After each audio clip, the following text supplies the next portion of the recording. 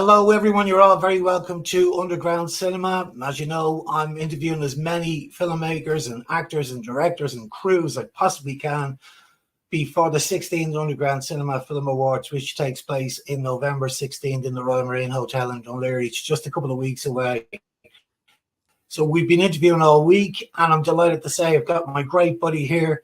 I've got a cup of coffee ready to go because both of us can talk for Ireland. I've got Alan Dunne with me. Good afternoon, Alan. How are you? Morning, Dave. How are things? Good to talk to you again. Yeah. I mean, the last time we were talking, we had great conversations down the Royal Marine. The last time we met, it was a great night actually because there were so many filmmakers down in the hotel. It was great to see so many friends and make new friends as well. And it was great to just hear what's going on at the moment in the world of independent cinema. You know, you've been there since, you know, almost the very start, and I had a quick look through. So before we delve into your film, I just was having a quick look through the records, and you are now up there with Gone with the Wind, One Flew Over the Cuckoo's Nest, and Silence of the Lambs, because your film has been nominated for the top 5 awards. It's nominated for Best Film, Best Director, Best Actor, Best Actress, and Best Screenplay. It's an Underground Cinema first. That hasn't happened before. And on top of that, you got a side award nomination there for Best Cinematographer for a different film there called If I Should Fall from Grace. Your film this year, Alan, is absolutely fantastic. Maybe you can tell us a little bit about it and give us the title. Yeah, sure. Yeah. When you mentioned Gone with the Wind and all of that, I said I must have the record for working that long. Is it? I mean, I'm in the game that long. But yeah, I mean, that's great to hear. It's the first, you know, for the 5 awards. You know, it's great to be nominated for them. The film itself, I suppose. We've been trying to make it for, I'd say, the best part of 4 years. You know, it started off as a script. You know, that I had written. I was kind of interested. You know, there was a lot of talk going on at the time, and people had a lot of different opinions. And the one thing that I kind of got from that was that there was just so much sort of perceived prejudices on both sides of the spectrum. You know, in that people had automatically assumed, oh, they feel this way, or oh no, this person feels this way about that. And I kind of went, you know, most of the arguments in life, how much of that is just lack of communication that we tend to have. You know, it kind of boils down to that. So that was kind of the core for the idea, you know, and then when I got it written, I decided I would send it out to a few screenwriting grants and awards, you know, and luckily enough, it was shortlisted for Offaly. It was shortlisted for Kildare. You know, we had a good run of a few of the Irish film grants. You know, now we kind of lost out, and you know, these things happen. You know, behind the scenes, there's 4 nominations and 1 that actually gets it. You know. So we kind of we kept going, and luckily enough, myself and the co-producer Lee-Loi managed to get a little bit of funding from Kildare Shortgrass, because we were shortlisted, but we didn't win. But they ultimately decided to give it to us, you know, like €1,500, and that kind of kick-started the whole thing, you know. And then, you know, when they say it takes a village to make a movie, you know, I mean, in this sense, it couldn't be more true. You know, I went down to Tinhealy in Wicklow, which is where my aunt and uncle live, and they were, you know, happy enough to let me use their house to film in, because it's such a lovely house that they live in, and I thought it would be perfect for the film. So I built it around that then, and I went to the church and I talked to the priest, and you know, next thing you know, you're getting catering in from people down the road. You've got the local drama group helping out. You know, and then for extras, the schools and the drama groups again help spread things out on Facebook, and it just kind of, it went from there, and you know, really everyone who was involved in the cast and the crew, and really just pulled together so enormously like that we were able to actually get this project. And I think we came in less than 5,000 for the entire film, which is half of some of the smaller budgets that they give for grants, you know. So to be able to be competing with films that obviously have a much higher budget is incredible for us, you know. Yeah, listen, you know, projects like, you know, Shortgrass, Dunleary, Rathdown County Council also run an award scheme as well, are really, really important. Now, I'm one of the recipients of the Kildare Award as well when we did our feature in View, and that sort of helping the community out, because I know exactly what you're talking about, because the local theatre company got involved. the county council could have been more helpful. If they wanted us to shut down the road, they would have done it. I remember for Ian Hunt Duffy did gridlock down there again. That was Kildare Shortgrass, and I mean they needed a road shut down, so Kildare County Council were able to shut down the road for them. So it's fantastic when a county councils take a great interest in independent film and get behind the filmmaker, because the value that they bring to the film, with regard to, getting the community involved, helping out with insurance, getting locations that are next to impossible. If you and I approached, to try and get a park in Dunleary, permission to shoot in it, we'd have to jump through hoops, to get it where that they have access to everybody. And so I think they have to be applauded.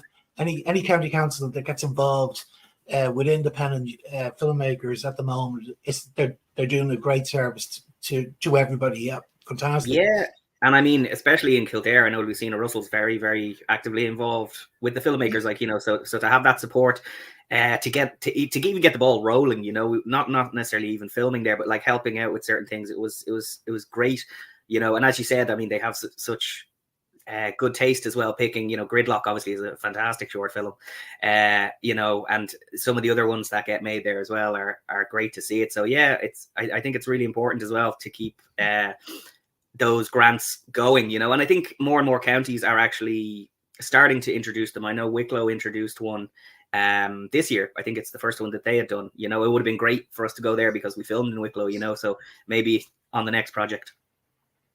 Yeah, I've worked with Lucina Russell over the years. She invited me to the panel in Kildare. I was actually one of the ones that picked Gridlock at that particular time. And what happened there was Gridlock got the grant, but we could see that there were so many more brilliant. There was so many, Alan, coming into us that Lucina was able to find a little bit of money somewhere. And it sounds like in your case, it's very similar, that there was money there somewhere that she, they were able to dig out and give towards another filmmaker, which I think is fantastic.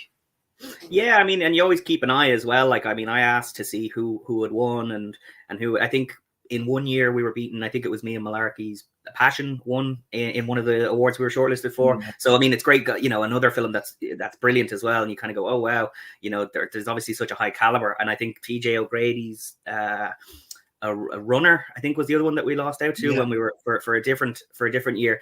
So it's good to keep close eye on those things as well. Because it's great to see, like, there, as you said, like just the caliber of stuff getting made. If you think you're doing well to get shortlisted, the ones that win it then take it to that next level, and they do so well festival wise. It's always great to see that. Yeah. Now your film title is called Where It All Began. Alan, can you just maybe give us, what we'll do is we'll play the trailer. I have the trailer here and we'll have a look at it, but maybe you can give us maybe a log line or a little tagline or a little synopsis before we play it. Before it's played. Yeah. Tell us what it's a little bit about. Yeah. It's about a transgender woman who comes home for her mother's funeral, and it's the first time that she has met her father since transitioning. And the two have and two brilliant performances, and we'll talk about that shortly. But look, let's have a look at the trailer first. I get it. You don't like the person that I am. But I actually do. For the first time in all my life, I get to like who I am. And I know that I'm not the person you want me to be, but I'm happy. And I fit in where I am and people like me. It's like this fucking backwards town.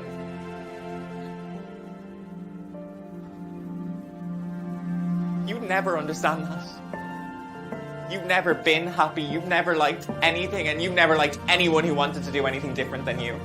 I liked your mother.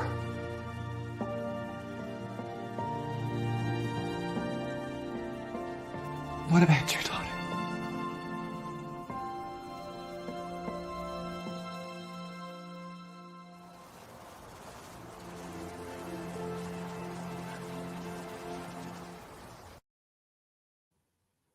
Fantastic, Alan.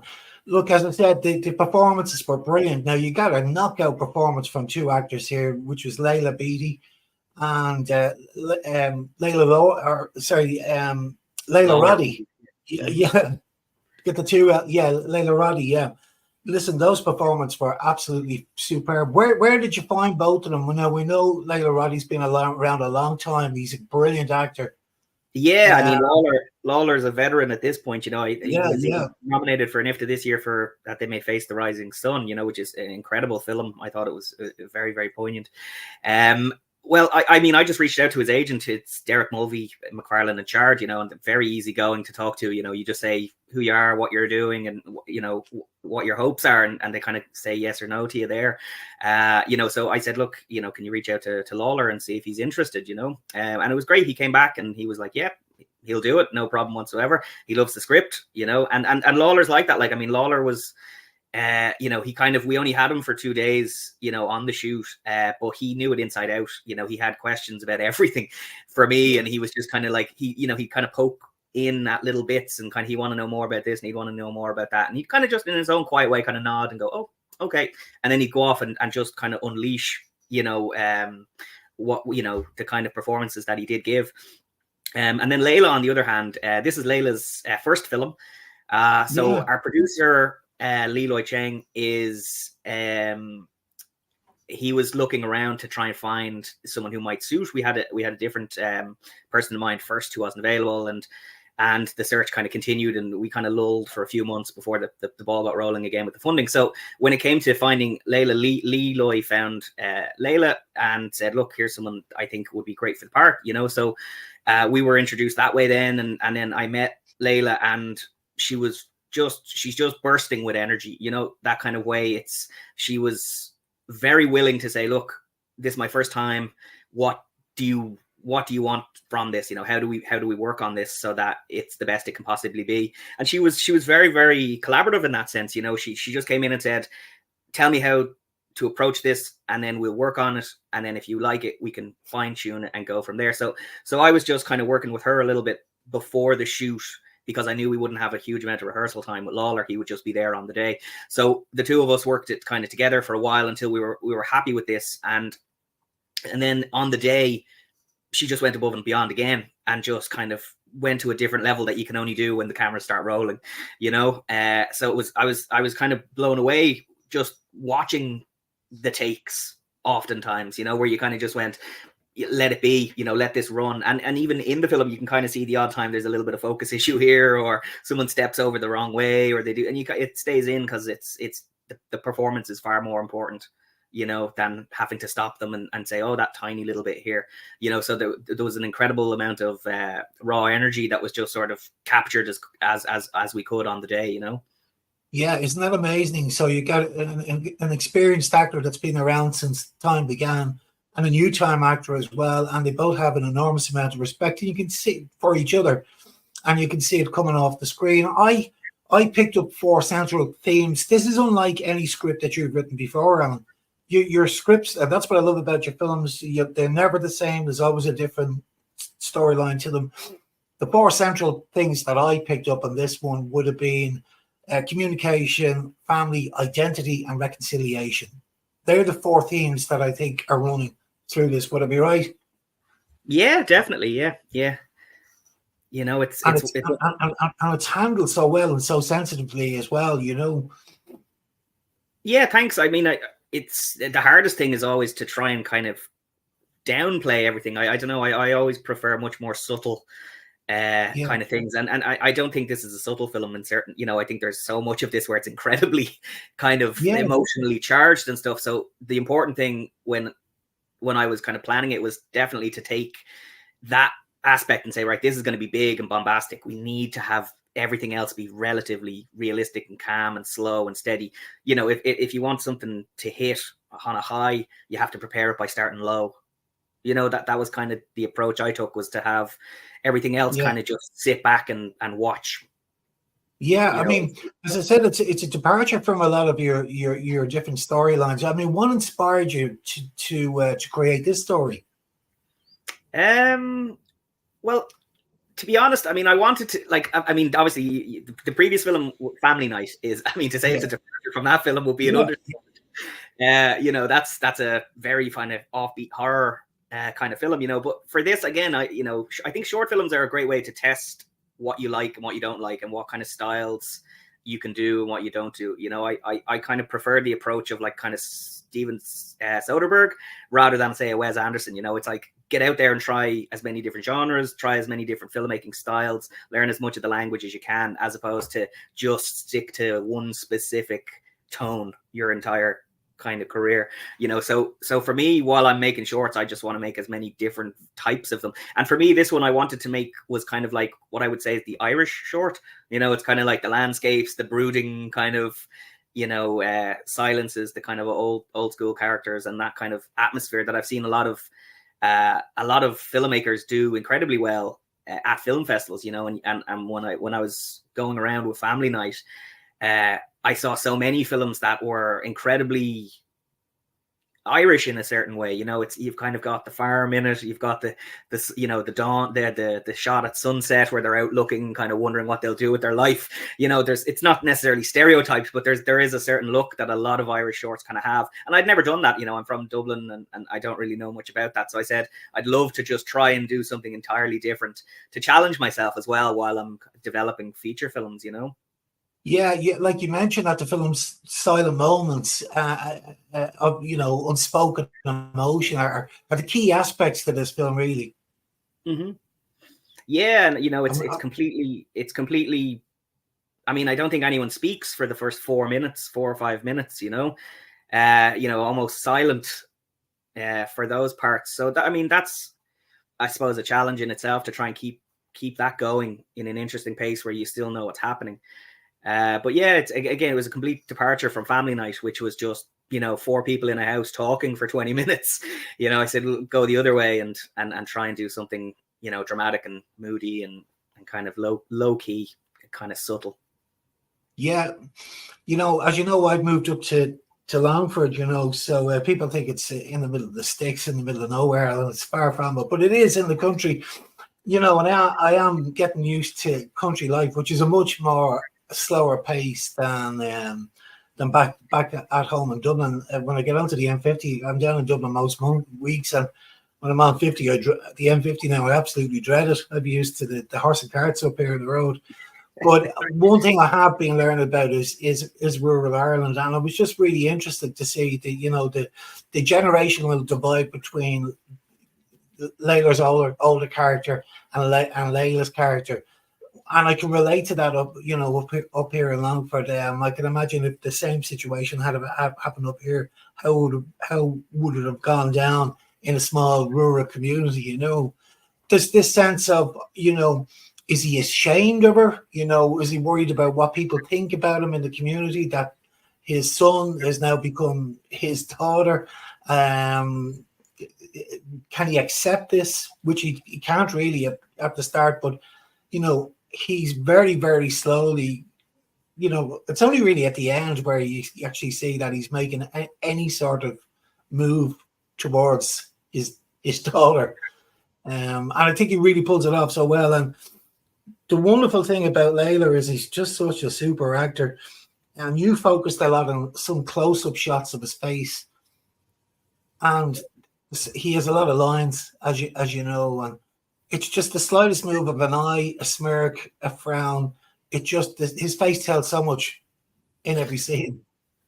Yeah, you know, and I think, you know, Lalor is one of those actors that you see. I mean, especially if you're a filmmaker, I mean, he's in so many short films, you know, and when you go to any of the festivals, you know, you're guaranteed like 3 or 4 of his films, you know, and through the years, you know, I mean, there's like The Radio, there's Harvest, you know, there's just Neon Meets Argon, like all of these shorts came out recently enough, and he's wildly different in all of them for the most part, you know, but he's kind of, he has that really unspoken character actor kind of gait, you know, it's the look, it's the movements, it's all of that stuff. He can say so many things without doing anything much, you know what I mean? Yeah, he does do a lot, you know, he's so expressive with his face that you just have to stay on it. Yeah. And kind of say, well, you know, can we do this, you know? And again, because there's so much of this, when it came to casting, you know, a lot of this was down to the way I kind of approached it from a directing point of view was purely that this film happens between the dialogue. I said, this is all about what hasn't been said, what isn't being said, you know, what needs to be said. It, like, what they say to each other is the surface level of what they're thinking and what they mean, you know, like, you know, I suppose like most stories, you know, what they say isn't really what they mean. It's the subtext. But for this, that was the kind of main goal, was to say, look, it's not about what's being said. It's about what hasn't been said, what they want to say, or what they feel underneath it. So we did do a lot of discussion on that and say, right, well, here's what this is meant to be, or here's what this scene is meant to kind of portray. And, you know, with Lalor, it just comes across without dialogue instantly. You know, he has such, there's regret in there. You know, you see him longing to connect. You know, you see him needing the hug. You know what I mean? You see that he's, you know, kind of this broken kind of father figure who's kind of lost now in the world, and the only one that can save him, obviously, is his daughter. You know, and I mean, I suppose it's kind of, it's a little bit too late as well when they do connect. So there is a certain element of kind of bittersweet in that, where, I mean, the end of the film, when they're saying their goodbyes, it's that sense, you know, oh, I'll see you again, but you don't really believe it. And that was what we wanted to try and get across. And, you know, thankfully enough, a few people have said, oh, I don't think they're going to meet up anymore, you know, and that's all between the dialogue. That's not the dialogue, you know. So it's great to see that kind of message comes across. And it, you know, wouldn't be possible if Lalor or Laylah weren't capable of communicating that beyond the dialogue. Yeah, so it's tragic, really. It's a very sad story, really. It's tragic because you feel very much for both characters, you know, as you're watching, you know.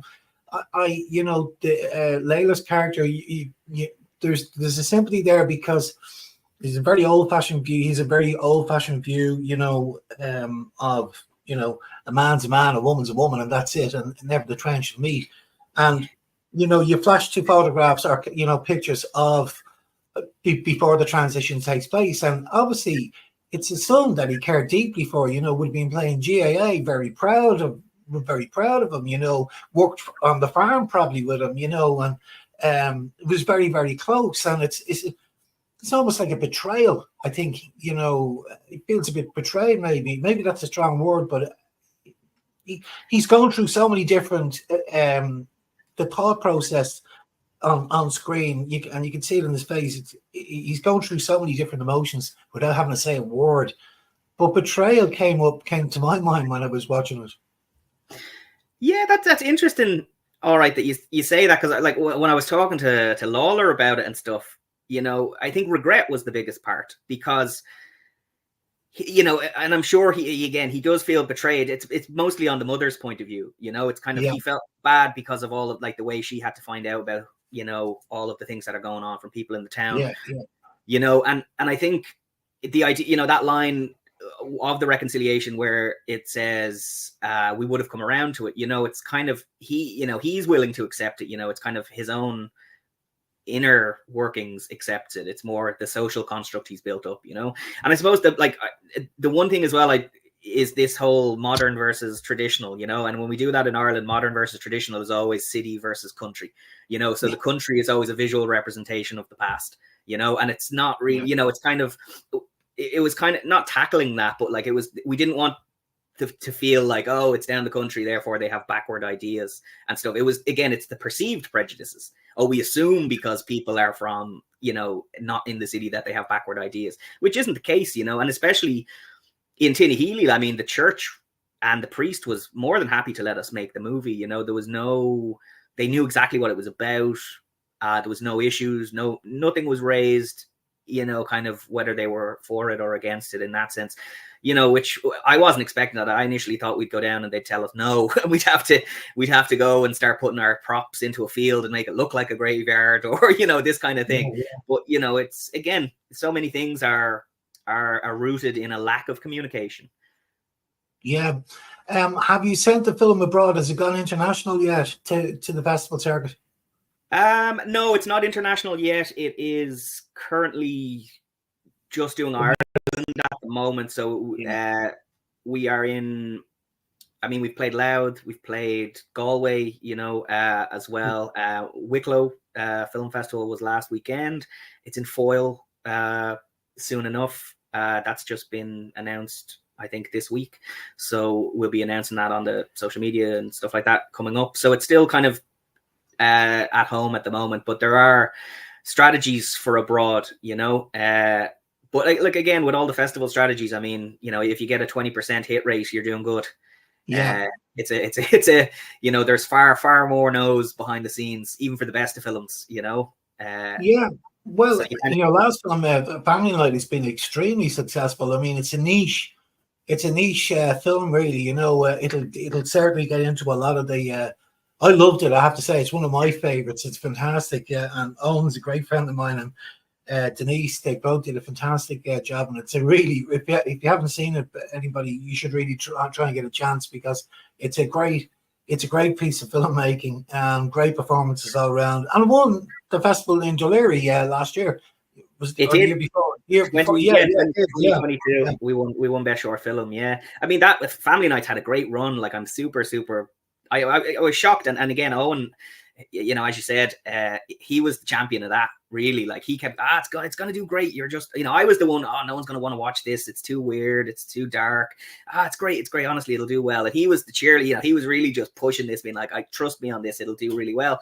And I'm super thankful that, you know, him and Jayne came along to make the film. You know, because it would have just sat in a drawer. You know, I mean, that film was written 4 years before Owen even suggested making it.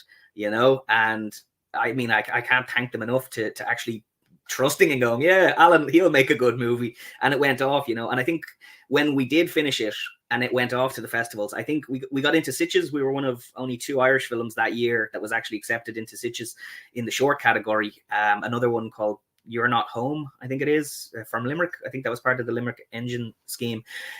So that was a real door opener for us, you know, because Sitges is, you know, it's an incredibly well-regarded genre festival across the world. So we started getting emails from other festivals saying, oh, we saw you at the program at Sitges. Would you be interested in submitting to us? And then it kind of went all over the world, you know, so it's an unusual one to have gone so far. But I suppose, as you said, you know, if it's different and it's something people haven't seen, they'll want to watch it, you know, as long as it's enjoyable and good. You know, but yeah, it's like these two films could not be further apart if they tried.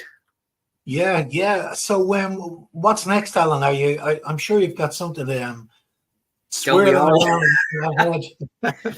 Oh, I know. Well, I mean, I'm working on a short film that's kind of gone around, you know, the schemes again. I mean, I was submitting it with Sinead O'Riordan of O'Riordan Production, or Orion Productions, I should say, who's just on Swingbout, which is doing incredible. You know, again, another independent film championing the box office. You know, it's great to see it do so well.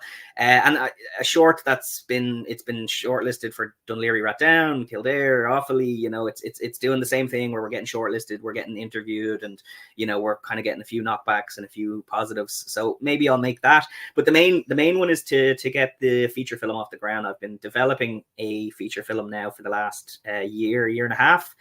And it's probably about 2 or 3 months before I start reaching out seriously to people to kind of get that off the ground. But even while that's in the progress, you know, I'm trying, while that's in the pipeline, I'm also trying to get another film made, which is a bit more topical, you know, about the migration crisis in Ireland at the moment and the kind of hysteria that we're seeing in Ireland. So I'm working with a few filmmakers, and it's a collaborative effort actually to try and get a couple of independent filmmakers around the country together to try and, you know, make something as a collective group, in the hopes of trying to kind of get a group going that we can kind of shoot ideas off each other and kind of, you know, look over each other's projects, give each other tips, and kind of help each other out in ways that people who aren't funded can help each other out. While, you know, I mean, you can still apply for funding and stuff, but I think there's a huge gap in making films with independent filmmakers, because, you know, when you don't have that much money, the best thing you can do is pool together and get a resource of talent. So that's the main campaign at the moment, is trying to wrangle as many independents as we can to try and get a couple of projects made. Well, you know what, Alan? I find it really encouraging at the moment. I think it's a really exciting time, to be honest with you. You mentioned Sinead O'Riordan there, and Maurice O'Carroll's film Swingbout. So let's have a look at a few. If we go back a few years, I swore I wouldn't go over 20 minutes for this interview, Alan. But look, let's keep going. But look, what's really encouraging is this. So if you go back, I go back 13 years. The first sort of Irish indie, very very low budget film I saw, really hitting the cinemas and making its mark, was Terry McMahon's Charlie Casanova. To me it was the start. Then all of a sudden you got Terry's back again, Patrick's Day, but then all of a sudden we're looking at cinemas like Omniplex and IMC in Ireland, who are now screening like Broken Law, Dublin Crust, 6 or 8 week run. The Hurler, I was talking to Tony Kelly there the other day, another 6 weeks run. Sinead and Morris are on their 4th or 5th week. At Kneecap, like, it's absolutely fantastic. And what it's showing the market is what it's showing these cinemas. These cinemas wouldn't be screening films for 5 to 6 weeks if there wasn't a market there for it. There's definitely a market there for independent cinema. It's not all about the big Hollywood blockbusters. People want to hear some really good stories, and I think it's really encouraging. Yeah, absolutely. Like, I mean, honestly, I think we're kind of at the beginning of a new kind of era for Irish cinema. I think, I mean, obviously there's bound to be, I mean, superhero fatigue, because even that has fatigue at this point, that expression, but people still don't see it. But there is definitely a complete gap in the market for kind of more original ideas and kind of offbeat ideas, especially homegrown ideas. There's streaming services, there's much more outlets now, I think, for film, but we are at it does seem like Irish cinema is kind of at this unusual place at the moment where it seems like it's about to start something new. I mean, even on the kind of bigger scale of things, you have Lee Cronin, who did Hole in the Ground. He went off, did Evil Dead, the highest grossing Irish film, or the highest grossing film an Irish filmmaker has made. You've got Kate Dolan, who's off doing the new Megan movie, on Tivsh, the Irish ghost stories going out. So you've got this new Irish horror kind of wave coming along on the kind of more mainstream kind of, the funded kind of route. And then, as you said, you've got, Su Hung, Tai Tung, don't forget. You've got the Swingbouts, the Hurler, you've got all these great independent films that are kind of being made as well and being released in cinemas. And it's good because there's been, I wouldn't say quite a lull in cinema, but there hasn't been as many big Irish filmmakers kind of reach a bigger audience in quite a while. I mean, Lenny was probably the biggest we have internationally, and he makes quite small personal kind of movies. I mean, you're kind of going back to that 90s era almost of Neil Jordan and Jim Sheridan, where they had Michael Collins and they had, In the Name of the Father, and like they had American producers obviously with a lot more money, so they could afford to do these kind of huge epics. But it does feel like it's kind of veering away from those more small, like Garage or Adam and Paul. Like, it's kind of veering away from those small personal stories, and they're trying to go back to the more fantastical elements. I mean, you can clearly see it in the horror genre. People are like, we need something much more visually engaging than these kind of personal films, because it's hard to compete with those in a box office. People want to go to the cinema because, in the end of the day, cinema it's a big, huge screen. Everything is emphasized on that. So I think to get into a film or to get into a cinema, your film needs to be of a certain gravity as well. You know what I mean? If it's a smaller film and it's a more personal film, that's much more suited to a streaming service, because what does it require the screen for if it's not, and that's not knocking small personal stories. Yeah, very good point. But I do feel that kind of, genre cinema is going to come back in a big way.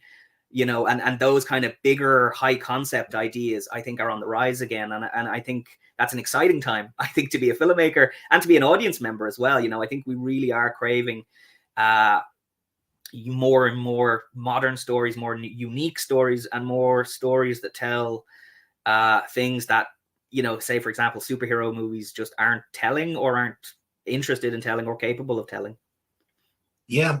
I have to tip my hat off to the likes of Ward Anderson and the cinemas that are taking a chance with some of our new and older independent filmmakers. It's and I hope it pays off for them, and I hope it works really well for them. I'm delighted for Morris and Sinead. I mean, I know both of them a long time. They're underground cinema winners as well, so I'm delighted it's going so well for them, and I wish them all the very best of luck. Yeah, they have Alan, a huge push to get that film out. I mean, it's doing so well. I mean, I've seen the film. I think it's great. Like it's such a high quality independent film. And you actually never even mentioned In View. You know, personally, I think In View is probably the best independent film that came out of Ireland that no one has seen yet. Like, I mean, it didn't really, I know that has its own history, but that was an incredible film, you know, and it's that kind of high level that you want to try and capture going forward. You know, I think quality has to be at the forefront of this new kind of push for independent cinema, you know, because audiences in the end of the day aren't going to look and see your limitations. They're just going to see the film, and if the quality of the film isn't there, the audience won't be there. You know, you can only kind of brag your way to a certain point. Yeah, if you take those two films, if you take Sinead Morris's film, I mean, Sinead O'Riordan, I've worked with her in theatre as well. You know, she's an incredible producer, but she's excellent at, you know, social media campaigns. Her marketing campaigns are excellent. If you take, say, Dublin Crust, you know, Baz Black is excellent at what he does with regard to social media. Social media is playing a big part on trying to get to it's an excellent way without spending an absolute fortune on getting the word about and to promoting the film. I mean, the days of the big billboards, it can all be done on social media now. Yeah, I definitely agree. It can be done on social media, you know, and I would wonder about that though as well. Is that, I mean, we hear, oh, it's in cinemas and it's doing this kind of well, you know. I don't know. I don't want to be a cynic about it, but I would like to see the box office numbers then on that as well, and see, are these films actually profitable? I mean, are they actually making money, or are a couple of people drip feeding into the seats, and the kind of the PR machine behind it is stronger than the film or the box office that it's creating? You know, because in the end of the day, if there is to be an independent cinema, you know, kind of business, it needs to be profitable to get the next project made. Otherwise, it just becomes kind of this endless hole of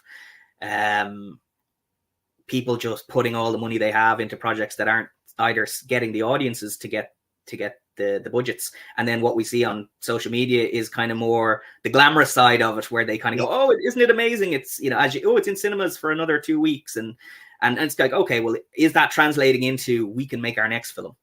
You know, and that's I think that would be the kind of important part to focus on and say, well, is this becoming an actual industry? Because if it is, then we're in a fantastic position. And if not, we have work to do. Yeah, it's got to work both sides. It's got to work for the filmmaker, and it's got to work for the cinema. You know, the cinema's got to make money, and so is the filmmaker. The filmmaker's got to make money as well. And it isn't all about glamming up on social media. And, you know, it's a business at the end of the day, and it's hopefully you make enough money to hopefully two things. You make enough money for another one, and also you're showcasing your skills as an independent filmmaker that you should really be taken serious, and then the potential investors can trust you that you can bring something to the big screen. So you're definitely an asset to an investor. And the fact that these cinemas now are doing 4 to 6, like a 6-week run for an independent Irish film is like, if I was running the cinema myself, if I was getting low numbers in the cinema, I'd be saying, listen, take it off. It's just not bringing. I've got staff to pay for here. I've got overheads here. It's not. I know I have other films going on in the other screens, but take it off. It's just not making money. Let's get something else in. So it has to be doing something, you know, for them to be going week after week after week. It can't be from the goodness of their own heart that they're doing it. You know, it's a business at the end of the day. Yeah. Well, that's, I mean, I would hope so. Like, you know, so when you see something's being extended and it's being continued, you're like, oh, great, there's definitely an audience for this, you know. And that's the main thing then is to see if they get that box office return. Does that then start the ball rolling for more independent films? You know, and again, you will start to see a few people who push through that and manage to get into cinemas. They make films that are reaching audiences, and they get, and you know, and then it kind of continues on like that. So, and this is stuff we haven't seen before in Ireland. Exactly. You know, it's great to see it. And you know, we're right to be raising those questions, Alan. I mean, you've raised some really good points, and that's what we should be doing, asking as many questions as we possibly can, and the likes of Sinead and Morris and Baz and all the rest of them can answer those questions for us. Maybe we'll get them online and chat with about it. It's a big conversation that we should all be having. Yeah, that's true. Like, you know, it's kind of, and especially with independent cinema, you know, most of the people making these films, you know, it's not easy to raise that money to make the film in the first place. So, I mean, it's a huge personal investment that a lot of people make, you know, so unless you only want to make one and step away, that element of profitability is even more important, because obviously, I mean, Screen Ireland doesn't have that huge responsibility because it's government funding. You know, their main goal is not to turn a profit on these films. You know, theirs is to get that story out and to get their vision out. And that's wonderful. Like, I mean, they're doing great things with that, you know, but it's that independent private market that just doesn't exist in Ireland, you know. And there are a lot of other small countries around the world where they have similar things and they've managed to flourish. I mean, if you look at Korea in the early 2000s, I mean, that whole cinema is nothing. You know, they have 3 or 4 filmmakers that come out in that era, and they can't compete with China, they can't compete with Japan in their markets. And they say, well, what can we do, because we don't have that money? And they decide to make thrillers and horrors and high concept film, like kind of like what we're kind of seeing here at the moment in Ireland, you know, with the genre films. And they say, well, look, we can compete with these levels. You know, we can't do big blockbusters because we don't have the money. So why try and make an inferior product? And throughout that 10-year period in Korea, they transformed their independent cinema to the point where they created a huge industry that's now dominating globally, you know, where they can fund any project they want. And that starts with that new Korean new wave in the late 90s with kind of, you know, Park Chan-wook, Kim Ji-woon, you know, these filmmakers who said, let's do high concept kind of off the wall films to bring in the audiences to appreciate our cinema. So I think if we're to go ahead in Ireland to try and to mimic that, and we're kind of seeing it's that model clearly, because, you know, we're that scale of a country in comparison to our other competitors like England and like America. You and I talked about this before, and you mentioned it earlier on about collaborations, and it's, you know, a collaborative process where you can get a collective together of various, you know, filmmakers from that are experts in various different fields. One of the fields, we were a lot of filmmakers, they're brilliant at cinematography, editing, they're brilliant at, you know, directing, acting, but one where it falls down a little bit is the business side of it. And that's where a lot of independent filmmakers could really do with you know, with dig out, or just how the hell, Sinead, did you get the film into the cinema for 6 weeks? What did you do? What was the negotiation process? What is the deal on the box office? You might not, they might want to keep that to themselves, but there's certainly a lot of information filmmakers can share, and there could be really good collaborations built up between filmmakers all over Ireland. I mentioned it to you before, Northern Ireland cinema, which I love. There's definitely, at the awards in November, I have so many Northern Ireland people coming down to the awards. It's unbelievable. It's been happening every year. It's getting bigger and bigger. The word has sort of got out up north that you know, this is a great place to come down south, and I definitely believe that there's collaborations can be made between north and south at the moment. They're amazing filmmakers, brilliant. Yeah, I mean, I you see them a lot at film festivals. I mean, there's lots of stuff that you see coming down from Northern Ireland. And again, it's such a small country. Like, I mean, there's no need for there to be one industry up there and one down there. You know, as far as independents go, you know, the most thing is to just have other filmmakers by your side who can be bounce boards for anything, you know, whether it's ideas, whether it's looking at a first look of a film or a script, or, you know, I think obviously you're dealing with a lot of competition and kind of egos, and, you know, it's an artistic industry where, you know, there are certainly a lot of that.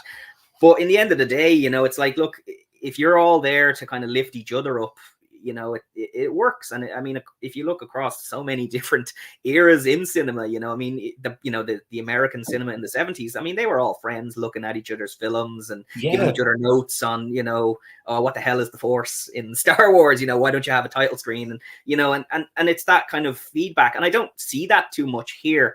There's loads of panels. There's loads of sort of workshops and talks and stuff like that, but they kind of only exist in one area. And then beyond that, it's a case of an email or a phone call. Whereas like, if you can gather as many filmmakers who have multiple skills, you know, especially if you're an independent filmmaker, you don't just do one thing.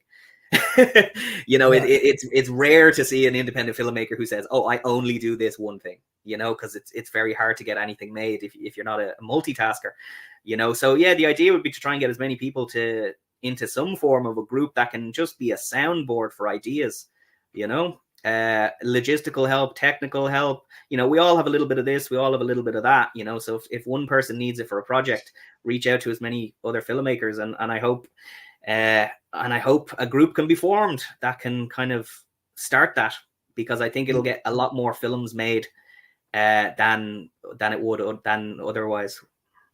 New Wave Ireland, Alan.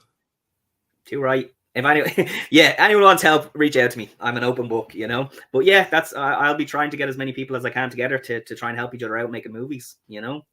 Fantastic. Well, look, Alan, I'm going to ask for your help as well, Dave. Don't worry. Yeah, absolutely.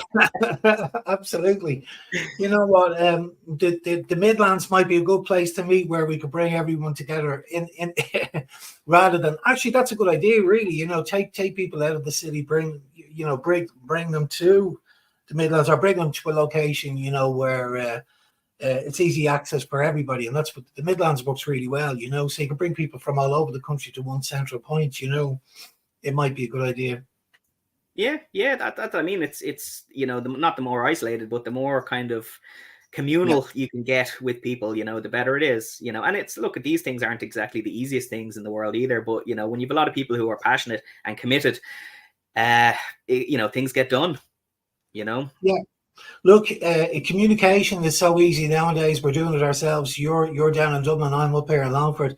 You don't actually have to be sitting beside each other. I mean, it is good to be, you know, around for if you do manage to get a lot of people together in one room, even just to make the pitch, and then, you know, take it from there. You know, a lot can be done online, and we have so many events on in Ireland now at the moment. You'll be catching up left, right, and centre. You know, there's festivals popping up everywhere now at the moment. So.